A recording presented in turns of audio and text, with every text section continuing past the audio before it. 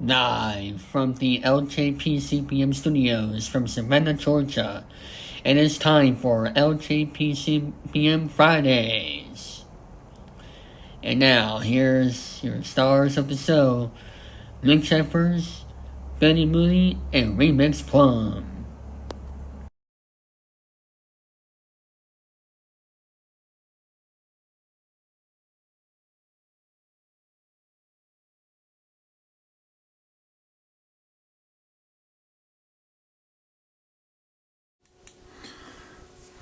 Thank you, Davis and Dennis. Let's begin. D. Hello, people. This is Jerry speaking. Welcome to Friday's episode number 426. Hold on, let me just fix this real quick. Join me in this episode's Remix Palm, ladies and gentlemen. Welcome to 2025. Your goddess Remix is here. And I am taking the phone. Yep, Because exactly. Billy is not here while Billy is out there watching football and seeing Mr. Bucket on the sidelines. He'd rather be doing that than being on this show to celebrate the 50th anniversary of Wheel of Fortune and all that mess that he's made. But otherwise, hello everybody, and we welcome you to this episode of the show. And before we begin, where's the... Yeah, that was an epic intro. Yeah, that was an intro. Yeah, exactly. Now, before we begin... Go ahead.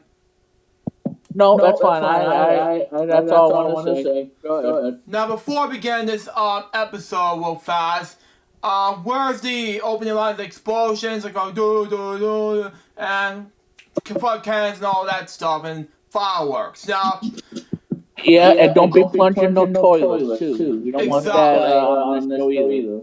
I have to talk about this on my Friday show after the dev topics, because there's something space going on.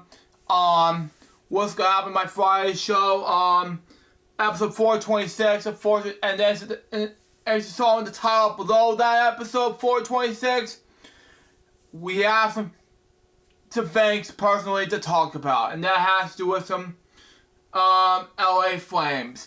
We'll talk about that later in the show. But first, we'll have some dev topics, and then LA, Southern California wildfires, and Memorial State and State funeral for Jimmy Carter, and then Game 7 is about Wheel of Fortune's 50th anniversary for Nintendo from Super Nintendo Entertainment System and Game Boy. First, Remix Plum's topics. Remix. Yeah, and I do want to say, the wildfires that are going on in Los Angeles, it's just crazy to think about. There's a lot of people losing their homes in this fire. And, it really sucks. Mm-hmm. That you hear it on every day on the news. Well, if it's PBS News out, everyone watches the ABC News and everything else. Watch PBS News Hour, by the way, if you watch. That's what I said. PBS News. And you know how devastating it really is. So,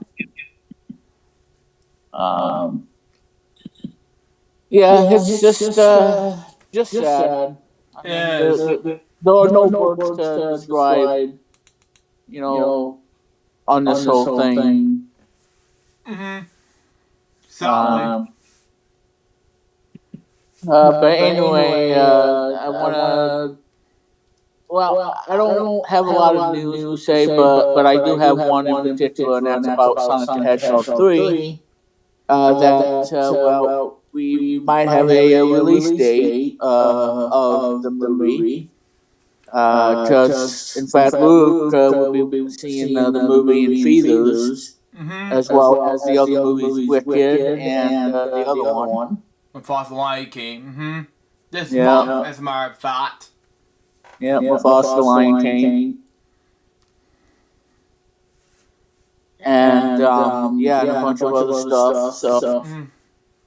Sonic the Hedgehog 3 to be released on the digital platforms like Apple TV, Microsoft TV and movies, Google Play, all that stuff. Coming your way on January 21st. But nothing's been official yet from Paramount.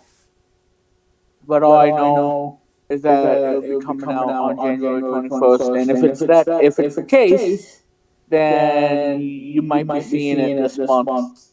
And because I have the movie on preview on Apple TV, and I'm getting a lot of comments about this whole thing of the movie that doesn't make sense to me. So if it continues like this, I will disable comments because I don't want any of the random crap on my video because it's a huge movie and everything, and I'm glad that it's getting a lot of views. So thank you guys. But I'm just saying, this whole, like I said, if you have something you have to say about it, then to say it with dignity instead of just Yes. randomly leaving a comment and then it gets suspicious and then I have to have to do something about it. Mm-hmm. But yeah, so Sonic the Hedgehog 3, supposedly be coming out on the 21st, but like I said, nothing's confirmed. Mm-hmm. And we may, well, like I said, the movie release. Oh, and I'm getting an advertisement. Yay! Anyway, yeah, for an R-rated movie. Yeah. So anyway. So January 21st for the movie. So I'm looking forward to it, and again we'll be seeing it in theaters along with Mufasa and Wicked, Mm-hmm. and and all that good stuff. Yeah. Because once Luke sees Sonic 3, I think he's gonna be twisting his nipples like millions and millions of people who twisted their nipples to see the movie. Oh God. I know, but and like I said, I'm not even here to give you all the fault jokes like I can, but and hopefully when Luke, well, he probably has it recorded, but you'll be seeing Luke playing word paint and trying to spell out the dirtiest four-letter word you can get. Yeah. It'll be coming to YouTube after this Friday show. Be look out for it. I was gonna upload it hours ago, but we'll be waiting to this sometime after the show's over. Be look out for it. But anyway.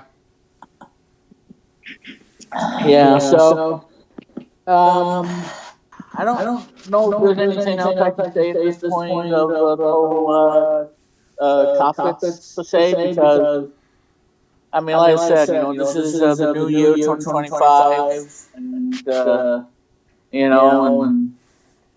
but like I said, so Sonic 3, in all seriousness, folks, January 21st. Again, I don't know if it's official yet, but if it is the case, then that's going to be good for me, and then I can watch it on the iPad and all that other stuff. All that jazz. Mm-hmm. Yeah, but they go on that. I mean, just imagine if Billy used Mr. Bucket and then use him as a football and kick him in the football field. Yeah. I mean, and then everybody would be laughing, and then Mr. Bucket cries in the corner, and then he gets upset, and he's like, hates everybody out because they laughed at him and all that stuff. All that jazz. Mm-hmm. Yeah. So that's one thing you don't want to ever do is tick off, Mr. Bucket. No, you do not. No. Yeah. So anyway, so that's the Sonic 3 topic for you all, and I mean that's like I said. I mean, I know it's like more news. Well, I'm trying to. Just, that's all I can think of for right now. For this episode. Yeah. I mean, Just that one thing, That one basically. thing for him. At least he can try, though. Well, and probably, another one that Paramount is probably going to be working on Power Rangers movie. Which I heard about earlier this week. Which is exciting. Well, we'll see how it goes because I gotta tell you, folks, Hasbro, when it comes to them owning them, they clearly have no idea what they're doing with the whole franchise. Because we haven't seen a new Power Rangers since then. Since Netflix been doing a TV special, and ever since 2017 with the reboot movie, and 97, 20th Century Fox did Turbo Power Rangers movie. That's the last time I've seen Power Rangers movies. Yeah. Feature-length films, Well, yeah, and obviously the reboot for that matter. I never seen the reboot yet, no. Yeah, and I just want to say this too, folks, that, this was no joke. No joke. That Power Rangers movie from 2017, that was on Cartoon Network. Believe it or not. Damn. Excuse my language, but anyway. Well, yeah, that's fine. Well, it's your show. But and I saw it on Cartoon Network. So they were showing a Power Rangers movie on Cartoon Network. I'm like, you don't see that every day. You don't see that every day, no. But yeah, it was really cool to have that on Cartoon Network during the Acme Hour. But they don't do that anymore because obviously they switched over to Adult Swim afterwards. Exactly. But yeah, I mean, Acme Hours where you usually saw the movie and whatnot on Cartoon Network. So. And it had nothing to do with cartoons, by the way. Nothing to do with cartoons. That was something. Seeing a Power Rangers movie on Cartoon Network, and it wasn't even a cartoon to begin with. But so we don't know what the future's going to be for Power Rangers, but I mean, hopefully Paramount can make Power Rangers alive again. Exactly. Because Hasbro, they're going to end up messing up what made them, legendary overnight. 30 years and whatnot. Even though Saban did ruin it for us, and now Hasbro, Yeah, because the last time was the one that they moved from Nickelodeon to Netflix, and then we haven't seen any more of it. No series, no nothing. Oh, I mean, does this mean it? Could this be the end of Power Rangers as we know it? Because of the failure of that one season that was on Netflix? I mean, who knows? Who knows, folks? I mean, seriously, because there's like 30 seasons. I don't know what happened the 31st season. Nothing happened. Yep, and I can smell doom coming. Yeah. So that's pretty much that. I mean, I can smell doom coming. Again,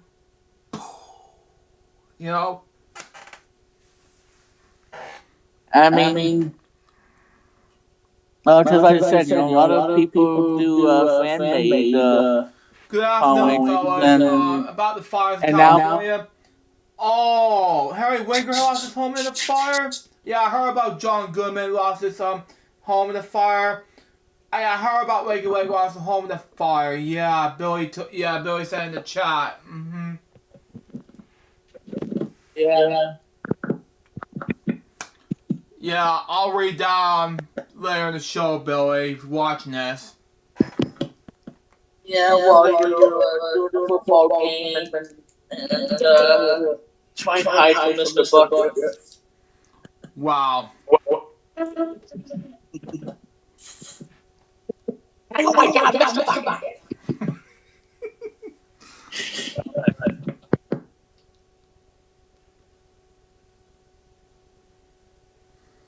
I know. I think I just scared you a little too Oh God.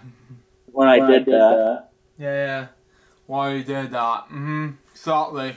Does there mean that didn't make Luke wash into the bathroom No, I did not. I just, at I just home? have to. You made me laugh today.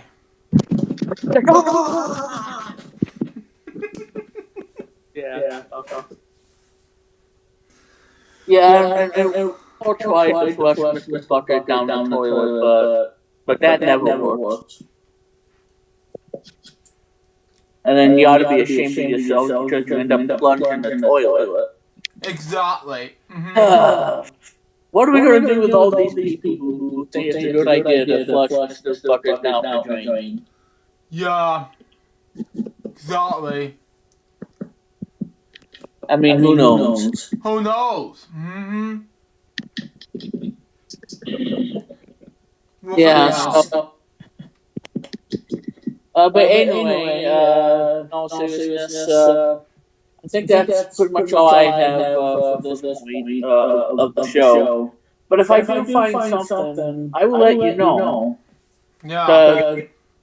I mean, I really want to at least, not just go over one, but also, talk about video games, talk about other stuff, pop culture things. So, but yeah, so, talk about something awesome to talk about today.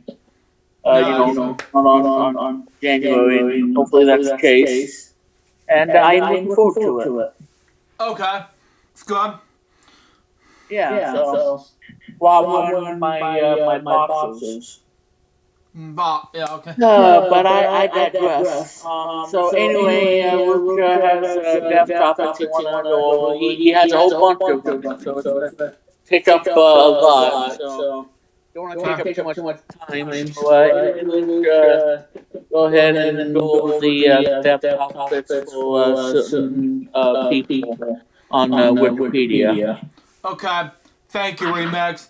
My first one has to do with Neil Searcher. Born that name, he was an American television reporter for Fox TV affiliate WJWT-TV, Channel 8, Cleveland, Ohio. He was best known for his travel segments with One Take Trips. He was born in November 12, 1945 in Coleridge, Ohio, near Albion. Searcher joined the Marines, and after being honorably discharged in 1954, began working as a reports like that for the Urban News Tribune. Like that. Anyway, 7 years later, Searcher made a switch from print to broadcasting when he became a reporter for WEOL Radio for Erie, Ohio, something like that. During his time in the station, he purchased 16mm normal motion picture camera and began filming many of the stories he reported from the soldier footage of to WJW Cleveland TV in Cleveland, something like that. Searcher began a full-time television reporter for WJW in 1967. He covered some of his biggest visual stories during the 1960s, including the Palm Sunday tornado in 1955, the Kansas State Vietnam War protest, and the 1988 Ohio Penn riot. The WJW observes Searcher's retirement on November 12, 2016, which is coincided WJW meteorologist Dick Gard's retirement. Wow. 1 to 8 trips. During the oil crisis of 1979, WJW's created a temporary travel segments with the news. Okay? Series hosted by Searchers was called 1 to 8 Trips, okay? The segment was popular with Northeast Ohio's audience. So that is extended for several months and then later became a regular part of the program for the next 25 years. 1 to 8 Trips is considered the travel decisions for Northeast Ohioans could visit a single tank of gas. During his decades of travels, Surgery drove more than millions of miles. Wow. Surgery retired in 2004, but that was asked to resume his one-take trip segment at WJW show New Day Cleveland in 2012. Surgery retired again in 2016, and in July 2020, the one-take trip segment continues as part of the New Day Cleveland, so the show's host was replacing Surgery, something like that. Offered in 1995, Gray Company publishes the book One-Take Trips based on the Bergershing news segment. The book features travel destinations in and around Ohio, okay? As well as stories from Surgery's years on the road. Surgery offered several other books on Ohio travels and history, such as Ohio Road Trips, Arteries, and Strange Tales from Ohio. In 2010, Gray Company published his memoir, Tales in the Road. Honors, awards, and accomplishments, something like that. Surgery received the Distinguished Service Award from the Society of Professional Journalism and the Silver Circle Award from the National Academy of Television Arts and Sciences. He would also receive an Emmy, the award for excellence in broadcasting for the Cleveland Association of Broadcasters. He also inducted the Cleveland Press Club Hall of Fame. He also inducted the Ohio Broadcast Hall of Fame and received a Living Legacy Award in 2007. He died last Wednesday. He was 89 years old. My next step topic has to appeal y'all. Born that name, he was an American singer and songwriter who found fame and a member of the 1960s folk trio Pierre, Paul, and Mary. Yo co-wrote with Lenny Lipton, one of the group's best-known hits, Pop the Magic Dragon 1953. He was also a political activist and supported causes that ranged the opposite of Vietnam War, the school, and anti-bullying programs. Yo was committed in the 1970 modeling the 14-year-old girl who was portrayed in 1981 by President Jimmy Carter. He was born in Manhattan May 31st, 1948. The son of Vera Blythe, Vera Marketov, and Bernard Yaw. His parents was educated European Jewish immigrants whose families who studied in Providence, Rhode Island. Something like that. Anyway, Bernard Yaw, 1899 to 1973, attended Garnish University, Colorado, and the Industrial University, Iowa, something like that. Anyway, before emerging in the United States in 1922 at the age of 23. He enlisted his surname from Yaw to Yaw, emerging the Bachelor of Science degree in 1925 from Columbia University, where he joined the Psi Sigma Delta Fraternity. He graduated from Columbia Law School in 1928. He then maintained a private law practice in New York City until 1938. He was appointed the Incident District under Thomas E. Dewey. He was driven into the Office of Strategy Service, where he served the detachment in 1944. After the war, Bernard joined Sullivan and Cromwell.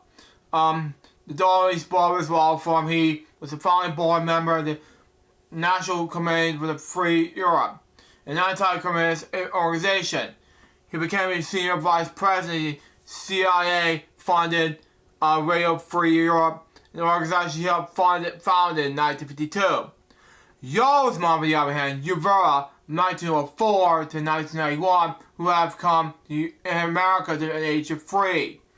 He was become a speech and drama teacher at New York's Julia Richmond Education Complex for girls. She has Bernard divorced in 1943, but their son Pierre was 5 years old. And Vera subsequently married Harold Westbury, the educated director of the Potential I pronounce his name, place name, in Manhattan. Okay? Bernard married his wartime London USS partner, Sylvia Tim, converted in Protestantism, something like that.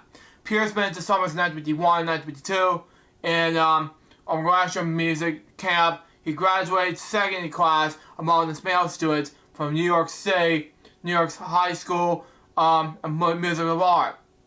When he studied painting and received a principal prize.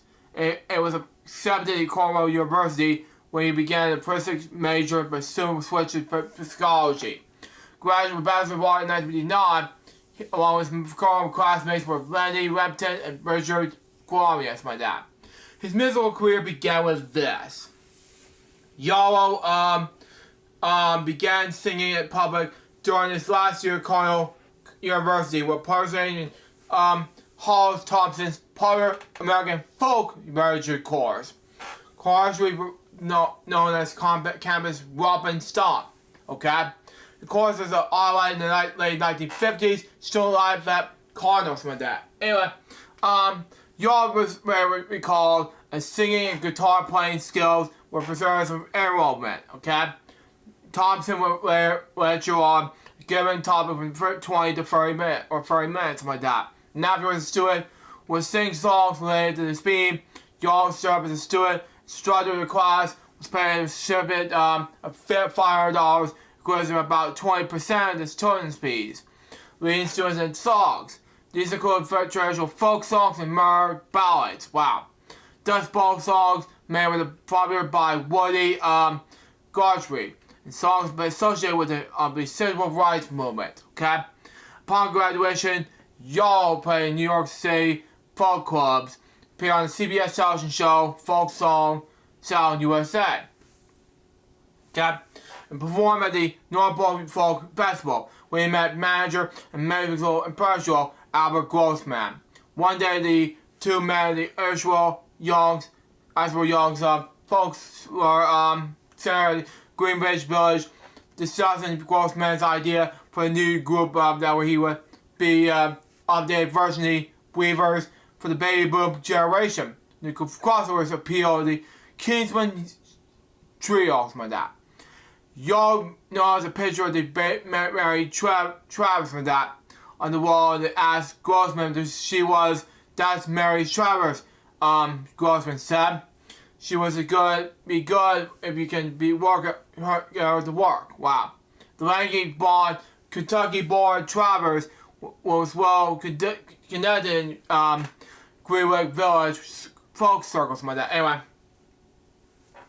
While still a student at the Progressive Auburn High School.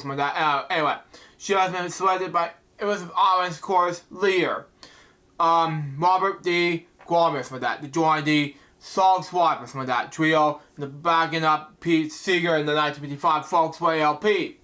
Reissuing the Automatic Singers Union and two other albums. In addition to performing twice with Seeger and Carnegie Hall, Travers has performed the role in the folk singer in this next president.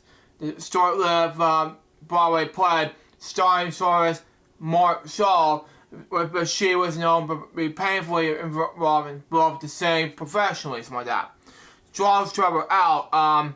Y'all went to the apartment on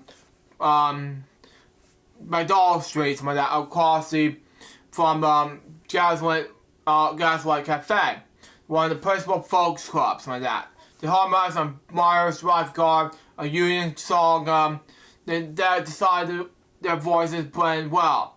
But feel like the trio, Charles suggested no Sokies, friend doing folk music and stand-up comedy this Gaslight, okay? They chose a catchy Pierre, Paul, and Mary as a name in their group. And since no Shoki's middle name could be named was Paul, and hers eventually for 6 months touring outside New York before debut in 1961. They polished out in the Blair's End nightclub in Greenwich Village. There, the singers quickly developed a following and then signed a contract with Warner Bros. Wow, okay. Warner released Pierre, Paul, and Mary's Lemon Tree as a single in 1962. The trio then released If I Had a Hammer, the 1949 song by Pete Seeger and Lee Hayes. Ran to test the apprentice of RMC Councilman Benjamin J. Davis Jr. under the Smith Act. If I Were Hammer. Gathered 2 Grammy Awards in 1952. Trio's first album, the famous Peter, Paul, and Mary, remained in the top 10 for 10 months. In the top 20 for 2 years. 2 years by that. Sold more than 2 million copies. The group toured, initially recorded numerous albums, both live and in the studio. In June 1963, Peter, Paul, Mary released a 7-inch single of Blowin' in the Wind by the band very unknown Bob Dylan, who was also managed by Grossman and Blowin' in the Wind, but sold 300,000 copies in the first week of release. By August 17th, it was number 2 on the Billboard Pop charts. Sales extended 1 million copies. Y'all recall that it was told Dylan, they would make more than $5,000. Wow. Initially to $50,000 in 2023. Wow. Publisher writes, Dylan was speechless. On August 28th, 1983, Peter, Paul, and Mary appeared on the stage with Martin Luther King Jr. and started March to Washington when their performance of Blowin' in the Wind established the Civil Rights Anthem. The version spent 2 weeks on Billboard's Easy Living chart. By 1964, the 26-year-old Y'all has joined the board of Newark Folk Festival, where he had performed in Unknown just 4 years earlier. Y'all's songwriting helped to create some of the Peter, Paul, Mary's best-known songs, including Puff the Magic Dragon, Days Done, and Days Done, something like that, and Light a Candle, and finally, the Great Maria, something like that. It's a member of the trio, in your 1996 Emmy nomination for the great performances special Lifelines Live, something like that. Anyway, it's a highly acclaimed celebration of folk music. It's musical mentors, combinations, and comedies, and new generation of singer-songwriters. Y'all is instrumental in the founding of New Folks concert series at both the New York Folk Festival and the Carville Folk Festival. His work with Carville has been called his most important achievement in this area. Y'all co-wrote and produced Torn Between Two Lovers, a #1 hit for Mary McGarvis for that. He produced free CBS TV specials based on Puff the Magic Dragon, which earned an Emmy nomination for him. And in 1978, Y'all organized several Survival Sunday, and after a period of separation, he once again is joined by Silky and Travers. Y'all and his daughter Beverly Y'all are performed together. Together, this shows Rufus Shara Budoka. They formed the trio Peter, Beverly, and Rufus. They released a CD Puff and other family classics. And in 2008, the musical special Peter, Beverly, and Rufus Spirit of Woodstock featured live performance of the band on public television on PBS. They all played Loveless official era moments in the 2015 film While We're Young. Special revenge activism, something like that. Y'all have long been activists for special social and political causes. We was not always be popular. According to the New York Times, there has been fame grew. Peter, Paul, Mary makes music with personal and special activism. The trio marched with Martin Luther King Jr. Washington D.C. in 1963 and Show Me Alabama in 1965. The Free President and countless dominations against the war in Vietnam. They say in 1969 March to Washington, with Mr. Y'all helped them organize. With their animism provoked a steady stream of death threats that were never on. But for years, I have to bite my fingernails on stage. Wow. Mary Travers said, there were armed and look at the back porch light and stare at the 12,000 or 15,000 people, any of whom could have a gun. Wow. Operation Respect in 2000. In an effort to combat school bullying. Wow. y'all helped start Operation Respect, a non-profit organization that brings to children in schools and camps a culture of tolerance and respect to each other's differences. The project began as a result of y'all and his daughter Bethany and his son Christopher having heard the song "Don't Laugh at Me," written by Steve Seaton and Alan Sharpian, my dad. At the Northville, my dad, anyway, Folk Festival. In March 2008, y'all told Warriors that Operation Respect has been my main and all customer work for the past 10 years. My organization is that the kind of bullying, humiliation that goes into children's schools leads to high rates of depression, that the value I know when I was young and high suicide rates of teenagers, that which we know about almost initially caused by bullying and mean-spiritedness like that. It is refreshing the role models that young people observe in TV shows, that like a lot of reality shows, is almost part of partial declarations in almost adult world America. Okay? Other activities, something like that. Anyway, y'all's leadership campaign for free sword jewelry, something like that, inspire another generation. A bizarre light one candle, Rabbi Allison Burning Vaughn wrote, Peter Y'all's now famous song was written in 1983, became a divine song for my generation of high school and college students, but became activists like that. Made the world a better place. I heard Peter Y'all sing that song in the steps of the Capitol in 1987, 20 years ago next week. And during the march of free seven jewels, listening to him sing, surrounded by virtual thousands of my initials. I run by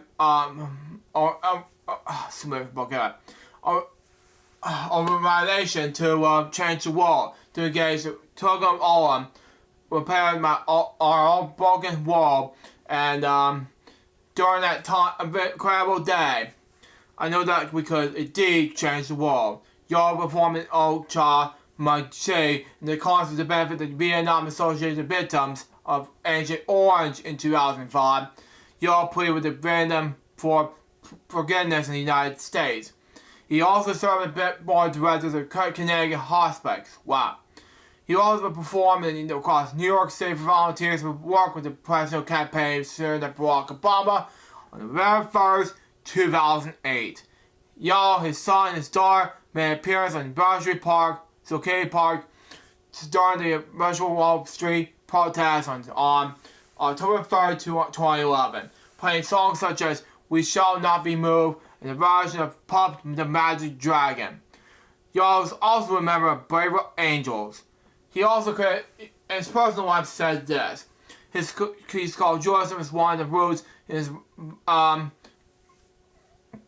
rebels views like that. Anyway, to him, Joseph something like that. Anyway, means to live life according to justice that a burden. It means we have to form our own set, morally, and values to live by them. While campaigning for the 1968 presidential candidate Eugene McCarthy, y'all met McCarthy's niece, Mary Beth McCarthy, in Wisconsin. He was 41 at the time, she was 20. They were married in October 1969 in Wilmore, Minnesota. Paul Schulte wrote wedding song, There Is Love, and his gift for the wedding and for his first perform in that Miss St. Mary's Church in Wilmore. They have two children, son Christopher, daughter Bethany, but later divorced. Y'all and McCarthy remarried in 2022, and were together until his death in 2025.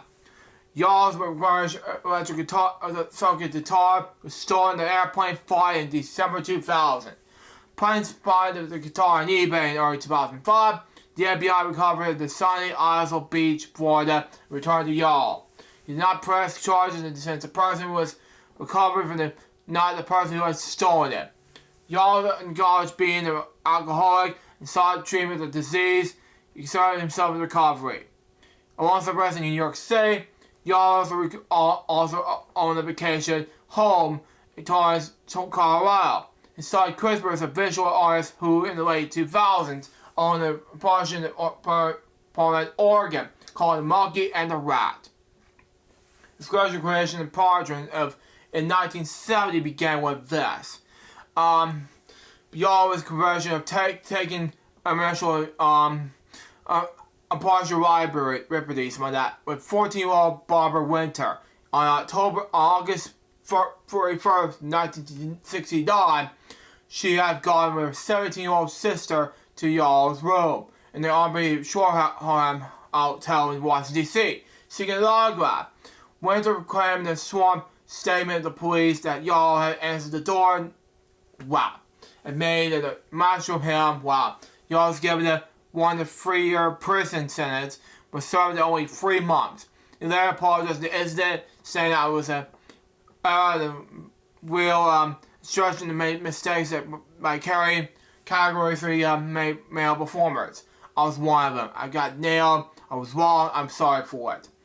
Then Yall was granted by a presidential pardon by Jimmy Carter on January 19th, 1981. The day before President Carter's presidency ended. For decades, Yall's avoided mention of the result by the early 2000s. But by the early 2000s, something like that became a campaign issue for the politicians he supported. In 2004, U.S. President Martin Foster of Texas, a Democrat, canceled the Friday appearance of Yall after his ultimate radio advertisement about Yall's offense. In 2013, Republicans of New York City, New York's my dad, called a Democratic presidential candidate, Margaret Robertson, to cancel a scheduled fundraiser with Yall. In 2019, he was disinvited from a folk musical festival which organized for his combination. In May 2021, the Washington Post wrote this portion by Carter again, but actually he's the only one in the United States history wiping away the creation for a S word. I'm not going to say that in the stream. But anyway, offense against a child escape gradually would happen. It was granted that just hours before the American hostage in Iran was freed, which captured headlines for weeks. The actual detail of escorts, but I'm not going to say in the stream anyway. Again, assault of minors be made against Yall, including of a number teenage girl. Wow. He died at the age of 86 of bowel cancer of his upper way, White Street, apartment of January 7, 2025. In the month of hospital care, he has battled illness for 4 years. The next topic has to do with Dale Wilson. Born that name, he was a Canadian voice actor. He was best known as the voice of Cell Academy and Android 8 in the option production dub of Dragon Ball Z and for credits in the several Western cartoons such as G.I. Joe 1989 Deke series, voicing numerous characters such as the narrator, the opening, and as well as Captain Dread Iron, Mutt, Overkill, and Side Dives. Anyway, Toy Levi, what's my that? And Target Owner in Bionicle Massive Light, Edward Kelly in X-Men Evolution, Jack Ryan, Mummies Alive, Paul Booch, and Groucho the Superdog. He was announced for the opening and closing ceremony of the 2010 Winter Olympics in Vancouver, British Columbia, Canada. He also appeared in films including Who Saved Our Children in 1978, Daywall in 1983. Born May 10, 1950, Canada, he passed away in combination of prostate state cancer and Parkinson's disease on January 6, 2025. He was 74 years old. Next topic is Ed Asco. Born Edward Craig Mott Asco. He was an American painter and singer-songwriter. He was first recorded in 1968 and lived in New York City. Born in Stratford, Connecticut on December 1st, 1940. Asco moved to New Haven, Connecticut to study painting from Yale School of Art in 1953. Took up more of less permanent resident there to leaving for New York City in 1987. After graduating art school in 1966, Oscar was called to a job, not feeling pressured about going to war at age 26. He was looking for a teaching job and found work in a private prep school in Connecticut. He was while teaching, he was started making songs. He was a convert of his Martin Temple at the time.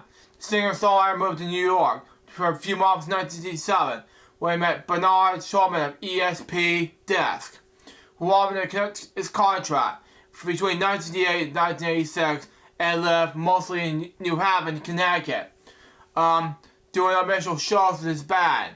Anyway, and later doing solo shows there. Around 1987, Ed moved to New York City, where he continued to write and record songs, and occasionally perform. Pitch working in many other high-profile music media, something like that. Anyway, phrased his work, limited as a New York legend. He cooperated with Sean Van Halen on his 2013 album, For the World. He died on January 4th, 2025. He was 84 years old. The next step topic has to do with Jeff Bania. Born Jeffrey Bania. He was American screenwriter and film director. He wrote and directed Life After Beth in 2014, Joshi in 2016, The Little Hours in 2017, Horoscope in 2020, Spinning Round in 2022, and co-wrote I Heart Huckabees in 2004. He also known for his famous collaborations with actresses Alison Brie, who will be co-wrote Horoscope and Spinning Round. Molly Shannon, his wife Aubrey Plaza. He was born on June 29, 1977 to Barbara Layersburn and Scott Bolana. Grew up in a strong Jewish family in Miami, Florida. His family was from New York City. They now moved to Miami due to his father's working lawyer. His parents were divorced when he was credited was part of the it was affirmed its dark sense of comedy. His first stepmother was manic depressive under Forrest Baker Act, was fairly exorcised but then released. Well, but actually later commented on the slight challenge in mental health care. But I had 3 siblings, including 2 siblings. But anyway, he graduated from the New York University Tech School of Arts. Anyway, and with a degree in film. Okay. Before moving to Los Angeles to prove directing. Okay. He was about really attending achieving a minor in medical studies after taking multiple classes when he was hardcore and told me I'm not gonna say the S word, sorry, in the stream. Anyway, and also took classes related to psychology. He became a production assistant for filmmaker Robert Zemeckis on What Cut Lies Beneath and Castaway both in 2000. After working with Zemeckis some more, the director behind Who Framed Roger Rabbit, The Polar Express, and so forth. Banana became an assistant editor for writer-director David O. Russell. After a whole year at that of working together, minor car accident injured one of Banana's eyes. Wow. Part to keep his spirits up and pass the time of his recovery. Robert Russell became discussed story ideas with Banana. The two ended up cooperating to 4 scripts together. Called I Heart Huckabees, which Russell directed in 2004. J. Roach Meet the Fockers, also the same year. Which were made uncredited revisions. Wow. He also planned the comedy drama Joshi, to be his directorial debut. Both actors collaborated Adam Paley to be postponed for personal reasons. But then decided to work on a zombie comedy, Life After Beth, for he started writing in 2003. which became his debut. Wow. The film was pushed back from production before, but it was only picked back up after Bonanza's girlfriend at Aubrey Plaza saw the script. It was interested to play Beth. Wow. But Life After Beth premiered at the Sundance Film Festival in 2014. The same festival that Joshi at Bonanza's second film premiered in 2016. Joshi received positive reviews, with the film's Rotten Tomatoes critics critics highlighting Bonanza's directing was striking and unique, Army heartfelt blend of dark humor and tragedy. Both films are comedies that explore how the person copes after the death of their partner. Bonanza's films are broadly deals with streams of grief, loss, love, and mental health. Critics appreciate the attention of care Bonanza's gave the topics that were not freshly tackled in Hollywood films. Joshi was Bonanza's first film to feature actress Alison Brie, who then had the main role in the next film, 2016 black comedy The Little Howlers. Wow. They also starred President Polly, as well as John C. Reilly and Molly Shannon, regular Bonanza's inestimables from that, inspired by passions from the directions from that, which Bonanza has studied. The film was largely improved by that, and based on the disconnect of municipal beliefs of the modern ones. Bonanza saw the potential of the humor and tragedy in this idea. He would direct Brie 2 more times in the film, Horse Go in 2020 and Spinning Around in 2022. They were co-wrote together. Wow, okay. The writer also featured Aubrey Plaza. Both actors were involved in different collaborations in Bonanza's only television work. Cinematography, the 2021 amateur series that he created and executive produced. Bonanza and Plaza each wrote and directed an episode of the series, which incorporate public domain footage and tell more modern stories. Personal life and death. He was in a relationship with actress Aubrey Plaza in 2011. He was married in 2020 on the 10th anniversary of being together in 2021. They were married in a small ceremony in the backyard. He was on January 3rd, 2025. His parents discovered his home in Los Angeles by his assistant. He was pronounced dead at the scene. He was 47 years old. Los Angeles County Medical Examiner reported that the cause of death was suicide by hanging. Wow. My next step topic has to do with Roger Pratt, cinematographer. Born Roger James Edward Pratt, he was a British cinematographer. Born February 27, 1947, the son of Richard United Kingdom. Anyway, the son of ancient praise. Pratt attended Loughborough Grammar School and then undertook a gap year in library service overseas. Okay. He enrolled at Durham University in 1996, where he would graduate from the General Arts program in 1969. After Durham, Pratt returned down south to study at London Film School. Pratt first met Terry Johan, one of his most fervent collaborators. He was working on the set of My Pond, The Holy Grail in 1975 as a clapper roller.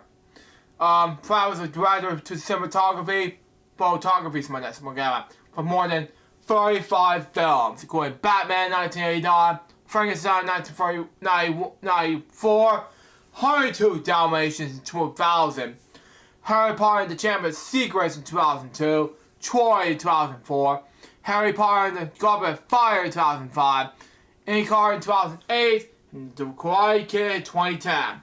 Other than Gilham, his most exciting partnerships were the Roger Kirsten and Richard August Barja. Anyway. He was nominated for the Academy Award for Best Cinematography for his work in the N and Far. He died December 2024. He was 77 years old. Next step topic has to do with Baron Wood, born Alfred Jesse Smith, known professionally as Baron Wood. He was a American singer-songwriter. These 1970 singles of Woods, the Yogi Buggum song, peaking at number 34 in the U.S. Billboard Hot 100. Give Me a Little Sign reached number 9, and Give Me Baby You Got It also peaking at number 34 were hits. Average guest Jesse Smith was born in Northwest Louisiana on July 26, 1941. The family moved to San Bernardino in Los Angeles, where Smith was a child.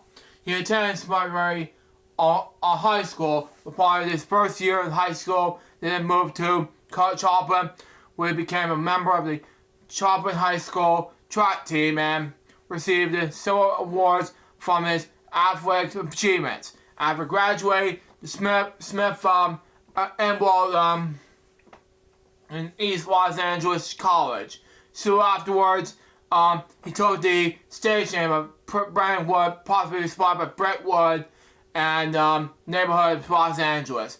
He was influenced by Jesse Brentwood and Sam Cooke's music. He began writing while also began becoming a pianist. Wow. 1960s. What is known as song, Yogi Buggum song, was released on Double Shot Records. Released number 19 in the U.S. Billboard R&B charts. And number 44 on the Billboard 100 in the spring 1987. One's biggest hit came in a few months later as Give Me a Little Sign hit number 9 in the Billboard charts. Number 19 in the R&B charts and number 8 on the UK singles charts. The record also over 1 million copies and award gold disc. Was Baby You Got It, number 1967, peaking at number 44 on the Hot 100 during his last week in 1967. But Baggy Band during the 1960s was a Los Angeles-based Canadians like that, which is led by drummer Ken Surprise like that. Anyway, they also recorded several singles for the Double Shot label. And 1972, 1970s that is, Wood would form his own record label and released, co-produced and co-wrote the track Sticky's Boom Boom to Gold Part 1 and Part 2. Collaborators George Stemper, co-producer arranger, and Ali McKay, co-writer and performer of Earth, Wind, Fire fame. Wood would also record a duet with Shuri Goldman, like that. Wood recorded a single, Rain Love, You Gotta Feel It, which released on Midget and 101 in 1975, along with Bop Me Baby by Dewey Silver Spoon, like that. The Mighty Clouds of Joy by Mighty Clouds of Joy, like that. Anyway, Come On Down, Get Your Head Off the Clouds by Greg Perry, like that. Anyway, and others. It was a newcomer pick, but the positive review by the magazine. At the time that it was perceived by, it would be Quiet Stir. Okay? Wood's next song on the charts was Come Softly to Me in 1977. 1980s and beyond. Wood returned in 1986 with the album of the Works Work, which recorded collaboratively re-recordings in his early hits, along with several new tracks, including the single Smooth Me. His album This Love Is For Real was released in 2001, and his later appearance in 2006 Los Angeles Public Access program, The Dr. Moran Show, where Wood and his band performed several of his hit singles from that. And in 2014, he partnered with William program in the All Grown Ups, with remaking the song Give Me a Little Sign for the album Epic Endings. In 2024, Wood announced his farewell tour, Catch You on the Rebound of Last Tour. He was hospitalized in May 2024, paused his farewell tour. He died in his home in Morro Valley, California on January 3rd, 2025, which is last Friday. He was 83 years old. My next step topic has with Derek Parker. Born that name, he was a British writer and broadcaster. He was the author of numerous works on literature, ballet, and opera, with his wife Julia and several books on astronomy. He was born in Little Carwell on May 27, 1942. He was educated in the Foley Grammar School from 1941 until 1949. Parker worked on reporter with Corishman Parksees 1949 1955. John Craig with Western Morning News. Palmer 1956 1958. And 1958, he worked with the interviewer and announcer T.W.W. Conway. And was spent for the 4 years as a free web radio broadcaster, combined and introduced and made programs both with the dramatic radio for the BBC World Service. He was the editor of Poetry Review in 1966-1970 and the author of 1984 2002. It's about the Society of Authors. His authors read Parker and his wife moved to Sydney, Australia. Before he returned to the United Kingdom in 2022. He died of a short illness on January 2nd, 2025. He was 92 years old. In the early 80s, William Blacksworth, when that Quentin was located in the memoirs of Carl Pearl, which said it was published in the 1890 after Pearl's death. Supposedly the earlier version of the book published in 1886. This one prefers the date that back in the earlier date, perhaps even in early 1873. Samuel Bart Frankness, I'm not going to say this word, sorry, explain the 1886 memoirs about English expression in prose of Flemish use of language. Commercially made in works, commercially when the memoirs were published with Granor, under Granor authors. Wow. The original memoirs, Bachelor Life, however, Bachelor turned out to be Bachelor was adopted the real author of the memoirs, Derek Parker. Wow. Former chairman of the Society of Authors, who admitted that he would have Hawks Greta. That was harsh, man. The next topic was Rush North. Born that name, he was an English singer, best known as his role with the heavy metal band Charles and Hove. Okay. North has been in several stints in Corbin Hove from 1987 to 1990, again in 2006 to 2009. 2011, he was asked back with the band only to leave the final time in 2012 under bizarre criticisms more than that. North Spot was a singer around the north of England who worked on a stage named Dave Fall. From 1950s up until his death in 2000, Russ Barbara Dale North was also a singer-songwriter and a filmmaker. Wow. He was born on July 22nd, 1955 in Brenchwell, Cheshire, England.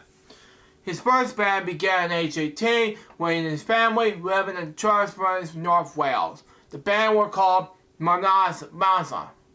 Recorded on around 5 songs, played live venues, festivals throughout the United Kingdom. At the demise of Monza, North was in the process of putting his next band together when they were asked to join Treasure, a band with North South Wales village, the same name. Both Tony Barge and Ray Phillips of Treasure were former members of Barge, something like that. North began touring with the band, something like that. Anyway.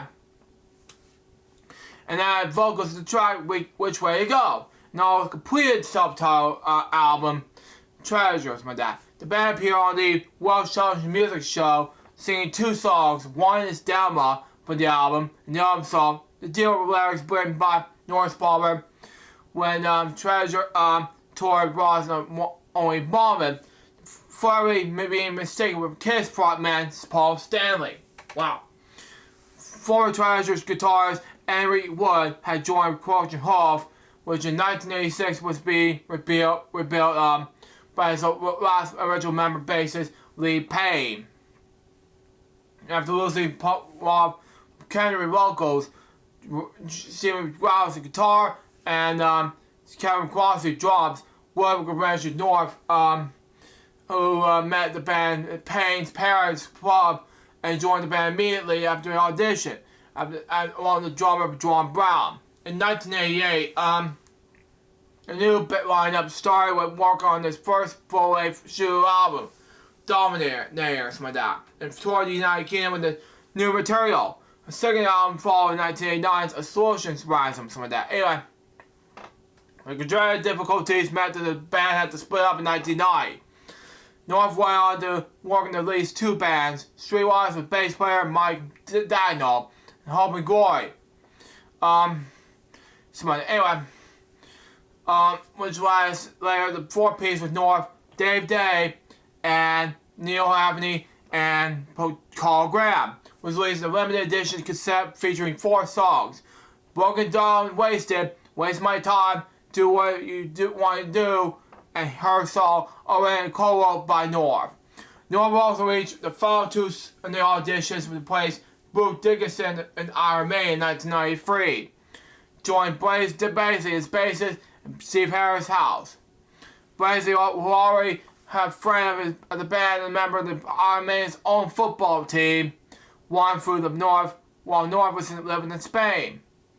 In 2006, North returned to the United Kingdom and joined Reformed Claus and Hoof, and in 2008, the band went in the studio to return to be out the final album featuring North. The album's called Divided Part 1, featuring re-recording some of the band's most popular live songs, giving North the chance to perform by his own vocal impression of the songs originally recorded by the other singers. The album was also featured one new song and featured guitar guest musicians, including North's brother actor Dale North, doing narration of the track World of Eagles. North left briefly in 2010 but rejoined the following year. North was tragically sacked by Calvin Hoof in 2012. Following his appearance in Cloppers, when he was too drunk to even stand on stage. Wow. Payne was to declare himself humiliated in shame and disgust, as North acted professional suicide. In the incident, it finally ended a 24-year friendship between the two. North was reported to be rehearsing at his own band in 2013 along with former Who band members. The new songs written by Russ himself, but upon his new album failed to appear. He died New Year's Day 2025. He was 59 years old. And my last death topic has with Shrek's very own donkey mall, Perry. A beloved donkey at Ball Park has died. He was 4 years old. Will try to brought the joy of the park visitors and provide a donkey character in Shrek. Now, who is Perry, you may ask? Perry is a beloved miniature donkey who has been fixture at the ballpark for nearly 3 decades. He was famous and served as a model of donkey character in Shrek, who eventually on Thursday at the battle of painful hoof disease. Jay Corsi, the donkey's handler, told the British situation. He was 4 years old. Perry has been in the park since 1997 and has spent much of his life in the companies of Mountaineer 49er, who died in 2016 for his passing Thursday night. Well, last Thursday night, that is. Thursday night. Oh, yesterday's Monday. Anyway, News Report said last Thursday? Yeah, January last Thursday night. Anyway, there we go. He was one of 3 donkeys in the Portland Park pasture along with April and Buddy. Quasi said that Perry has been suffering from laxmus, a hoof disease that caused him to eventually pain. He also has a disorder in his left hind leg, which made it painful to him to use that leg.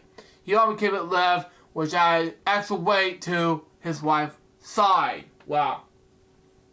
For a month, he has been standing on 3 legs, keeping on 1 leg, Quai said.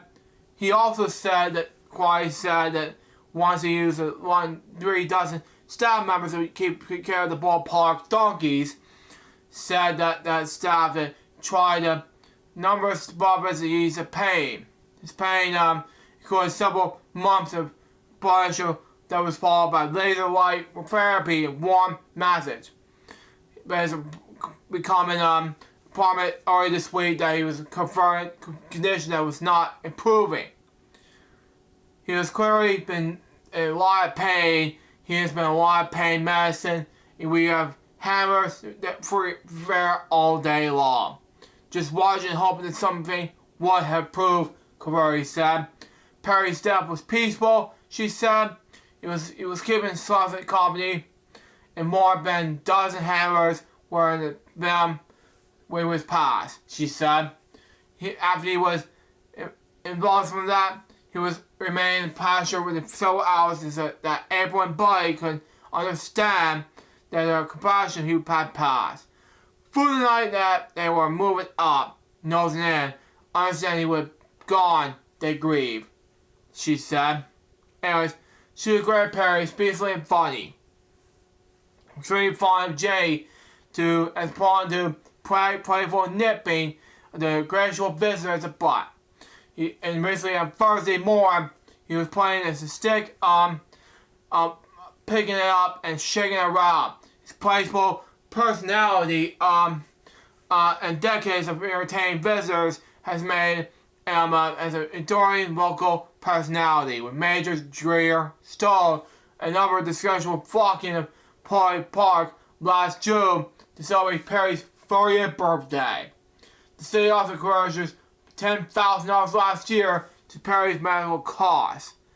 This is him in 2019. Okay? Outside Colorado, who is best known for serving the inspiration with Donkey, the character voiced by Eddie Murphy in Shrek. Carrera said it was one of the animators for Shrek lived near Ball Park, and his wife directed him to the donkey pasture because she knew he was working as a donkey character for a new movie. He then brought a team of animators to Ball Park, spent a few hours with Perry. Carrie Holman, a former power mayor, a long-time champion for Ball Park donkeys, recalled the virus on occasion in which she and other visitors would visit Perry. He had a way of lifting people's spirits and bringing them joy, she said.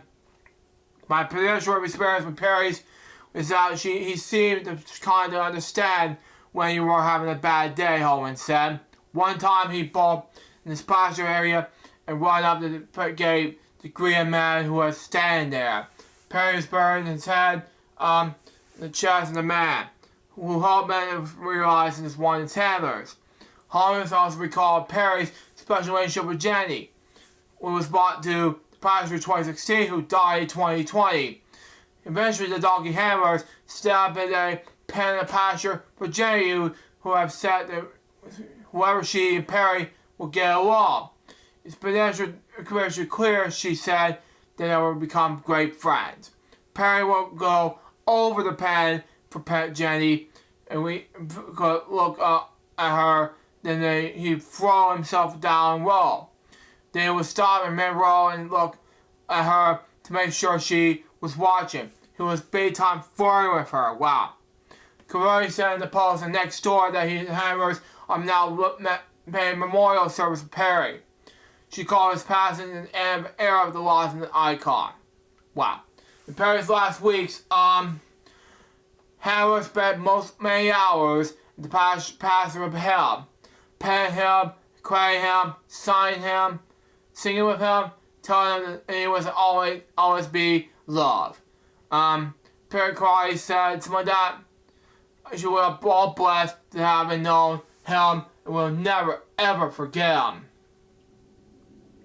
Correction said, the stories eventually named one of two donkeys that were allowed to see Perry's after he was of that schedules.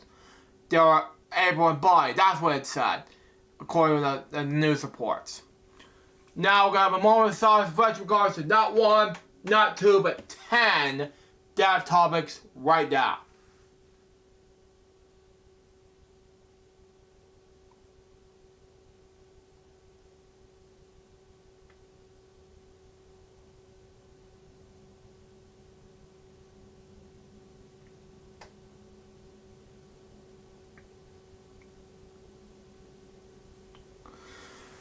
Thank you. Recipes these 10, 9 are people, and 1 is a donkey. Now, I'm going to go over one topic to read, and that is, of course, January 2025, Southern California wildfires now, and it's terrible for California people, and South California people, and who are affected by wildfires, unfortunately. Now, currently, right now, I'm going to read some of them, not all of them at the time frame, but that's just my advice.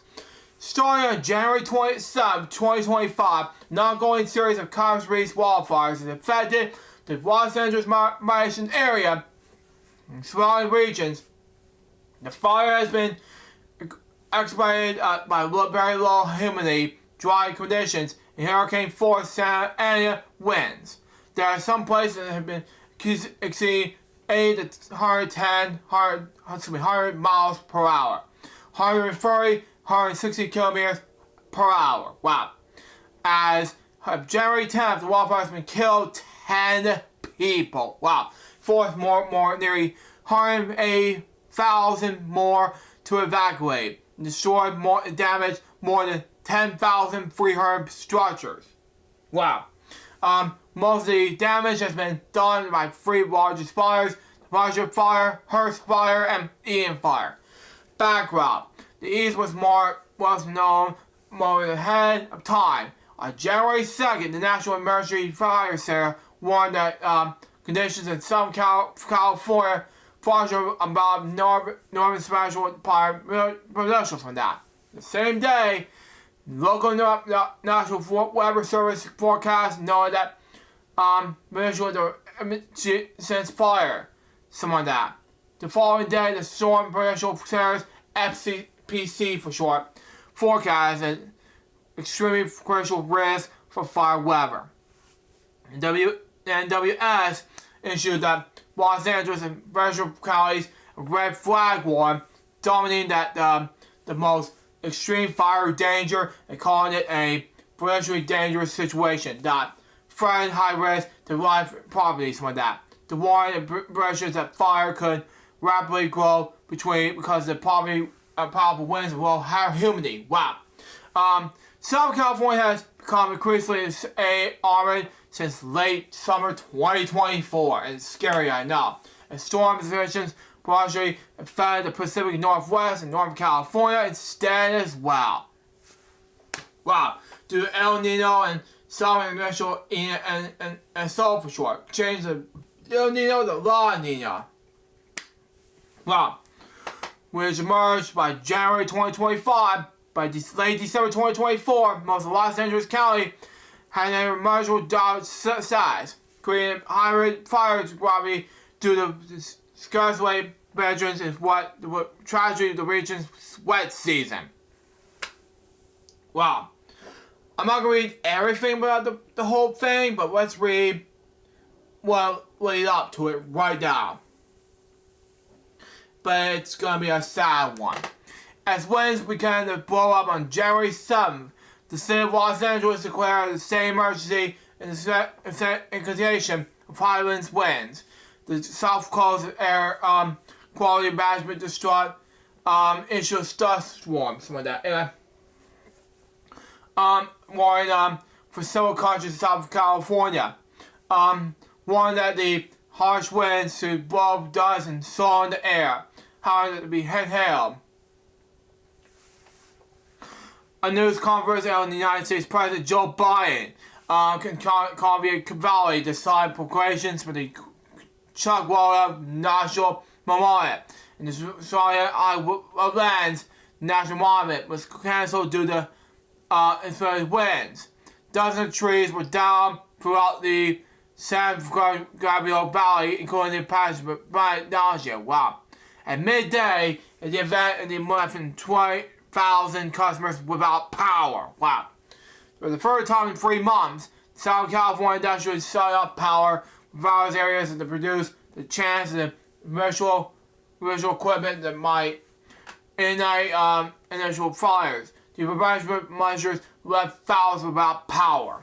Some flights were delayed due to the eventuality of winds, with pilots being given the warnings to not fly chose to return.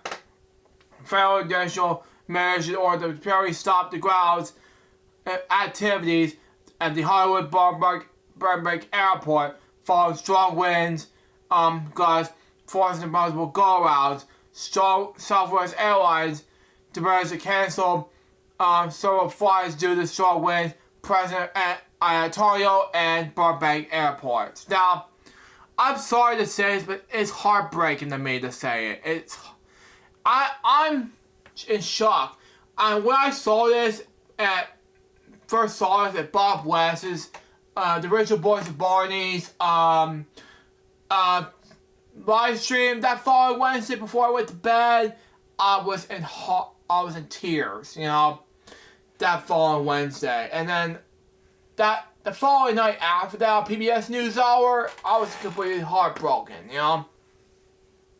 It burned Hollywood sign, it burned everything. And I'm not gonna read the wildfires now, but I'm gonna read something initial that will postpone. Now, the impacts have been homes of celebrities. Several celebrities' houses burned down in the wildfires, including the homes of Manny Moore, Carrie Airways, Eugene Levy, Billy Crystal, Paris Hilton, Anne Brawley, Regina Mercer, Emily Hopkins, Jeff Bridges, John Goodman, something like that, Miles Teller, James Woods, which he was the voice behind Hayes, and of course, Philip Goodman and Lisa Schools Out, Mel Gibson, Diane Warren, Mark Hamill, Richie Lake, and Ed Harris. The historic home and ranch Hermes Will Rogers was also destroyed. Wow. I'm not going to read all of it, but this is a shocking event. Entertainment Sports Industries. Now, due to the service winds and fire danger, Amazon MGM Studios and Universal Pictures canceled the Hollywood premieres of Wolfman and Unstoppable. Universal Studios closes Universal Studios Hollywood Theme Park and Universal City Walk. The 31st annual Screen Actors Guild Awards canceled the live announcement of its nominees instead of using the list of press release. The 30th annual Critics' Choice Awards, instead to be held on January 12th in Santa Monica, were postponed to January 26th. The deadline and Oscar nominations were delayed for 2 days due to this fire. So Hollywood Entertainment headquarters and production centers were shut down. Postponed production solo shows and movies such as Grey's Anatomy, NCIS Origins, Hacks, Ted Lasso, Jimmy Kimmel Live, After Midnight, Fall Out, On Call, and The Last Showgirl. The National Hockey League postponed the January 8th game in the Crossbow.com area in the downtown Los Angeles between the Los Angeles Kings and the Cosby Flames due to the wildfires. The National Basketball Association postponed the January 9th game between the Los Angeles Lakers and the Charlotte Hornets at the Crossbow.com area was postponed. National Football League, on the other hand, moved the January 13th playoff game between the Los Angeles Rams and the Minnesota Vikings in SoFi Stadium, the St. Farms Stadium in Greenville, Arizona. Zenith Park postponed races originally scheduled for January 10th to January 16th due to poor air quality caused by the wet wildfires. The track management also announced there will be offered to pay relocate horses to owners to wish to move them due to the situation. Now let's move on to the rest of the things that happened in the responses and reactions. I'm not going to read all of it, but that's just me. Anyway, Los Angeles County Fire Department issued an urgent request for Ranger Orange, St.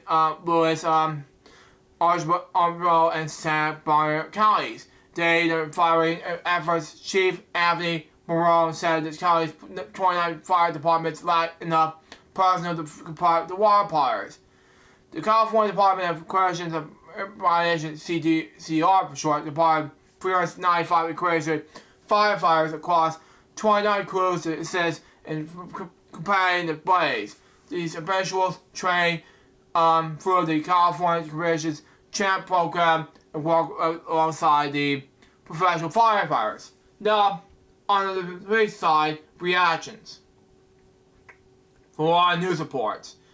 There are a lot of reactions. President-elect Donald Trump placed blame on Governor Gavin Newsom for refusing to sign the Water Restoration Declaration, signing the desire of the governor to protect an easily waterless fish called the smelt. Willie Trump, Newsom's press office responded, saying that such declaration does not exist in the port of fishing. Are you kidding me? When reporters asked Mayor Bass, the public budget causing January 9th, she said that there were no restrictions that were made to have impacted the situation. Okay, this is sad, man. Now, speaking of which, I'm moving on to the last topic, and that is, of course, the memorial service and state funeral of President Jimmy Carter. And here it is. Stage 1. Carter Professional Sir. This happened on the morning of January 4th, 2025. Carter's remains were taken and marketed to Atlanta. The Profi, former medical center in Americus, Georgia. Marquette traveled to Jimmy Carter National Historical Park in Plains and stopped in the house of Carter and wife President built and excavated since 1962. It was a pretty boyhood home in nearby Archie County, something like that, where National Park Service saluted him. And the Florence bell rang 39 times, in relation to him and becoming 39th President of the United States.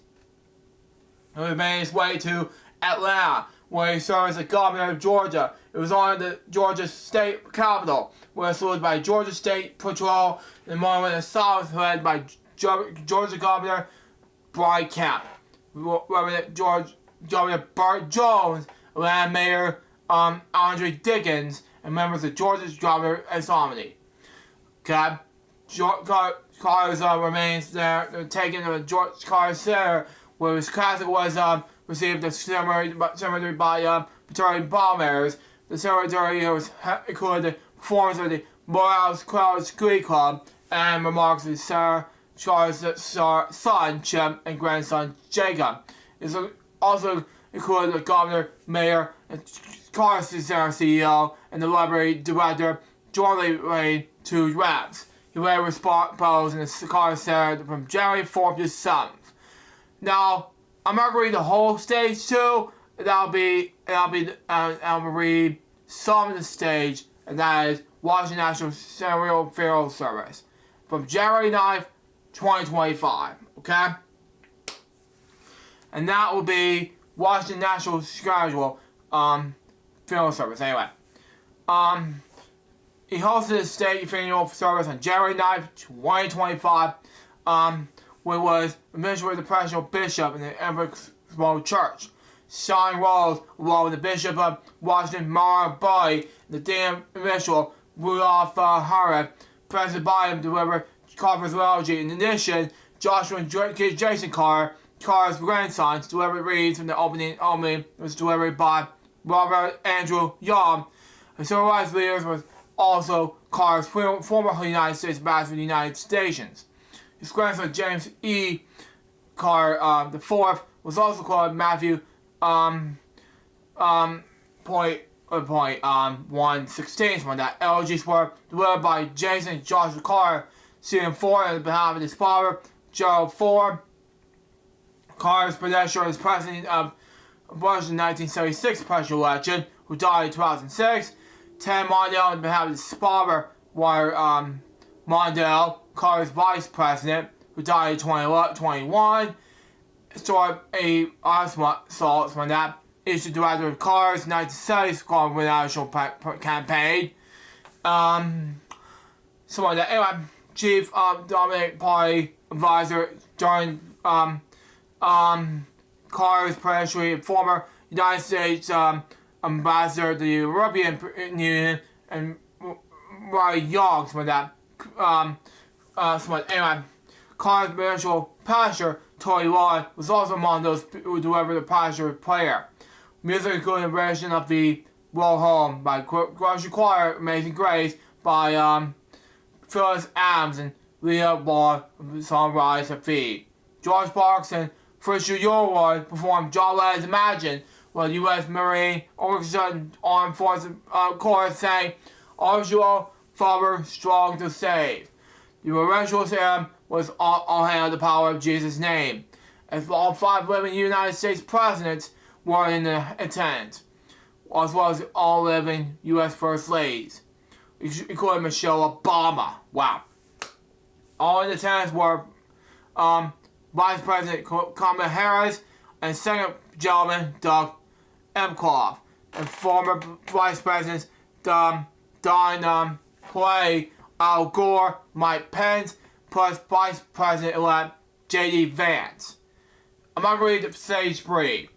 That's all the topics I have for today. Now, let's move on to the game segments. And that is, of course, Wheel of Fortune in on the celebration of 50 years of Wheel of Fortune on the game show. Celebrate America's #1 game show. And then we'll wrap up the show with a huge bang.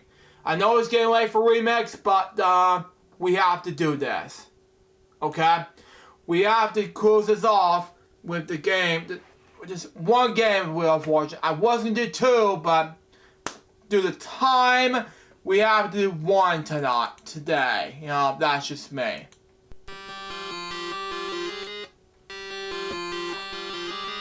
And then we'll wrap up the show.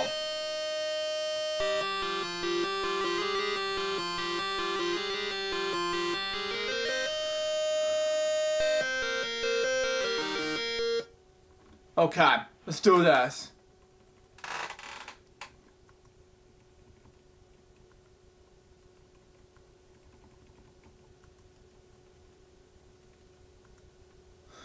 Category is same name. Wow, okay.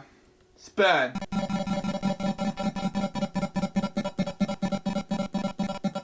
$400. Sarah, man. T. 1T. Gun.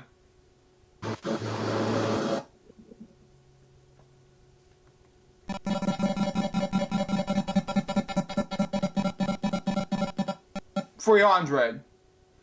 Sarah, N. Free N. Wow.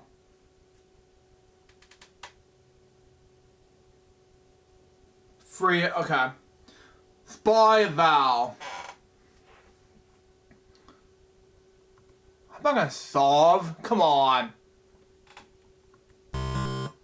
Nah. E.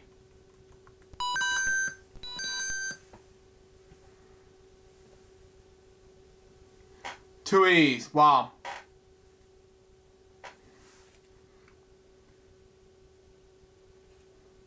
By vowel A. Two A's. Wow.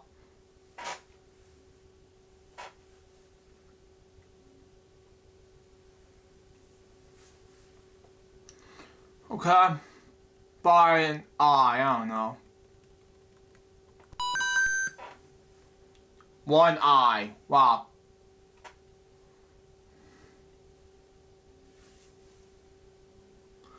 Okay, by no, I don't know.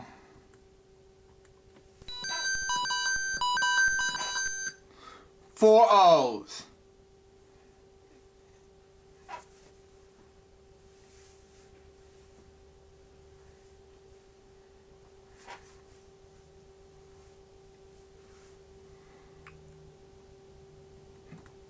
Man, no, come on.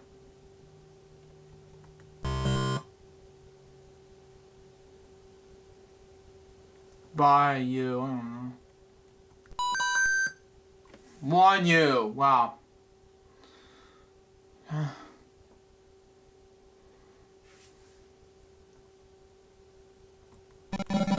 Wow, okay. 400. Sir. Okay. R. One R, wow. I'm gonna pick J and L next. That's all I know.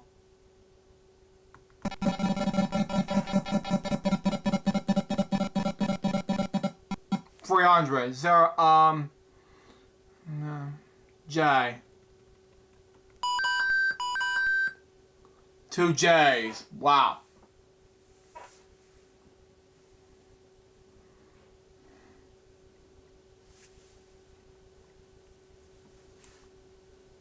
I'm not gonna buy it about now. 400. Is there, D.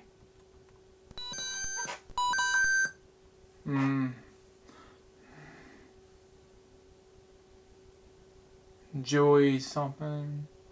And tower or something. I know what this is now. I'm gonna have to say, I'm gonna pick L next. 500, there we go. L.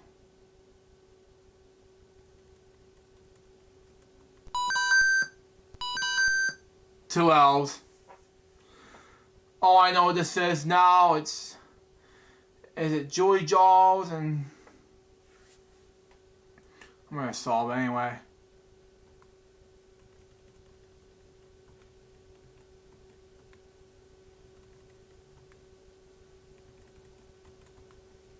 Joey Jaws and not correct. Okay.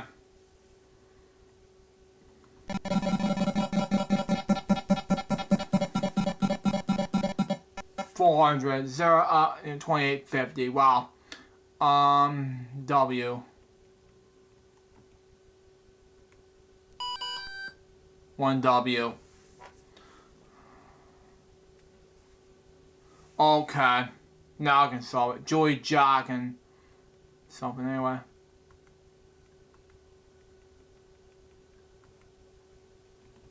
Joey Jack and okay, that makes more sense now, okay. Joey Jack of Tower of London. Category is phrase. Good.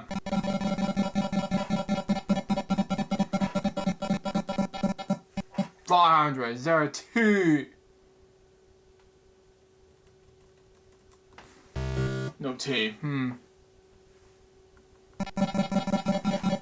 Anyway. 1,000. Anyway. 2. Oh wait, N. Excuse me. Anyway.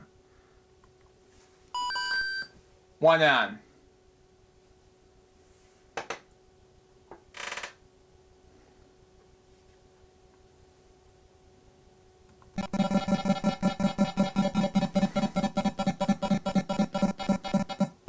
$200. L. No L. Anyway, I gotta buy an A.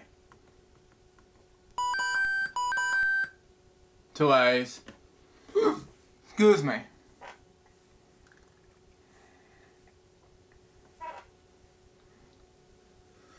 I have more time left. I gotta buy an E.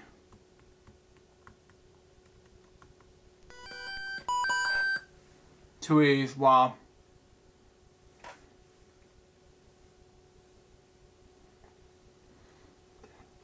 Okay.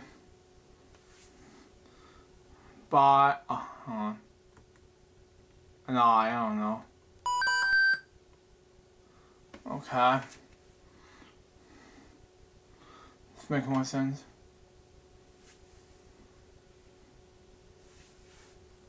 Buy. No? Makes sense, okay. There was an O. Oh, okay. I know it now. I'm gonna D next. And I'll solve. 1,000. D.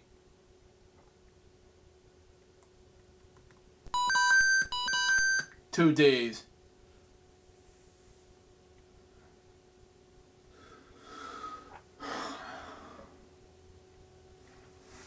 I'm gonna solve. Dime a dozen. Got it!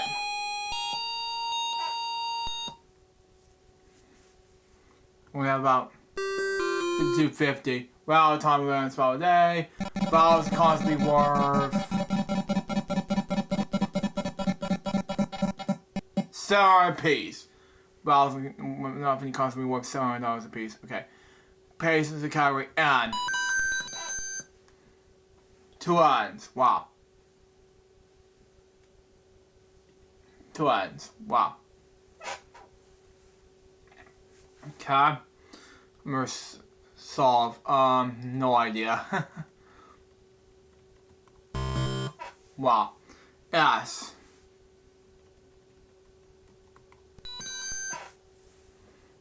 One S. Wow.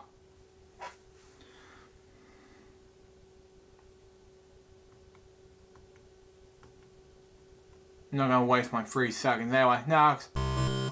Anyway. A. No A. O.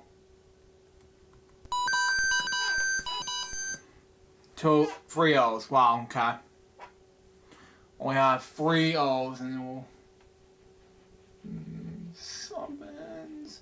something. Anyway, next.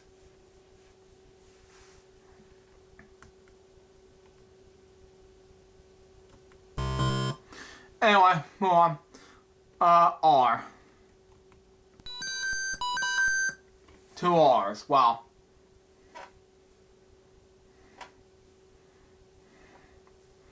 And we'll solve them. I have no idea.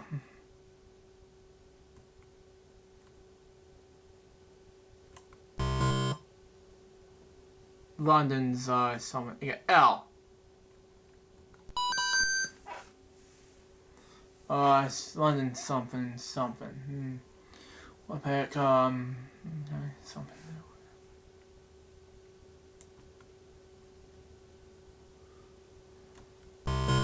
I don't know. D. 2 D's. Wow. Okay. Makes sense to me.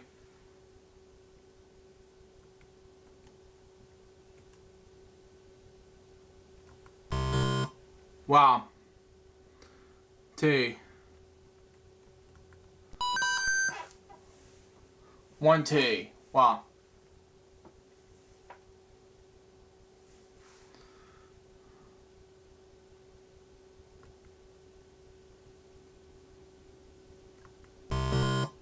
E.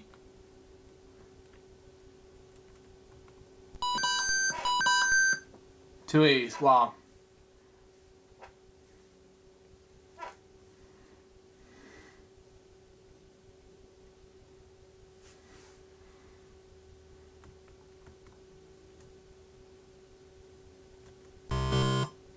Wow. P. Bounce the hole. Anyway. I.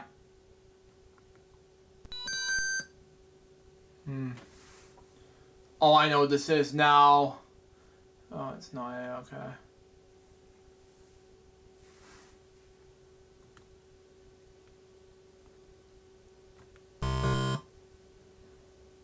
U. W.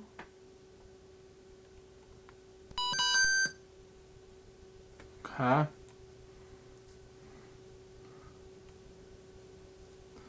Oh no. B. Saw. Thank you. Bread. London bread. So that's it. Okay. Got it.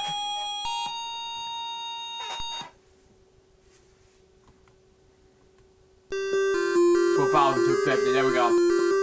Final round time, and that'll be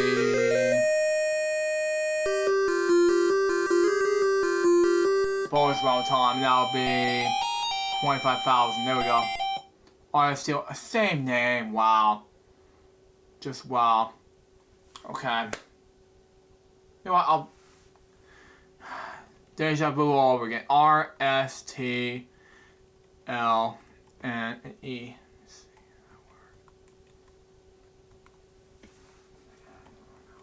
Anyway.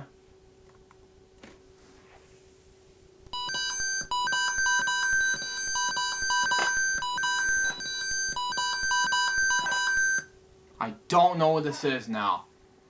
Let me see. Okay, now I have some black spaces. Okay. Makes sense. That is the longest same name I've ever seen in the bonus round. Well, how did I solve that? Wow. Wow. Okay, don't know what this is. Sorry. Let's move on. Something. Maybe it would be best reason. Be Chester and I